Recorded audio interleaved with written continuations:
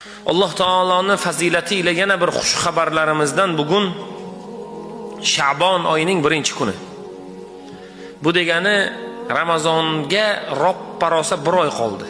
Inshaalloh. Alloh taolo har birlarimizni Ramazonda go'zal va mukammal ibodatlar qilmog'imizni Robbim nasib qildi. Ramazon oyining sunnatlaridan, Ramazon oyida biz qiladigan ishlardan nima? Imkon qadar roza tutaylik. Boshqa masala yo'q. Falon kuni falonta duo, falon kuni falonta sura degan joy yo'q. Payg'ambar sollallohu alayhi va sallam Sha'bon oyida ko'p roza tutardilar. Bizga ham tavsiya, Sha'bon oyida ko'p roza tuting. Kimdir bor mana. Kimdir emas, ko'pchilik desak ham xato bo'lmasa kerak. Oxirgi tutgan ro'zamiz shu Ramazonning oxirgi kuni. Undan keyin roza tutganimiz yo'q. Dushanba, payshanba ro'zalari bor, Muharramning ro'zalari bor, nafl ro'zalari bor, qazo ro'zalari bor.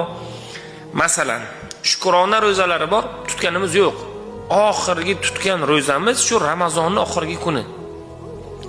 Undan keyingi 6 kunlik Shavvolni ham tutganimiz yo'q.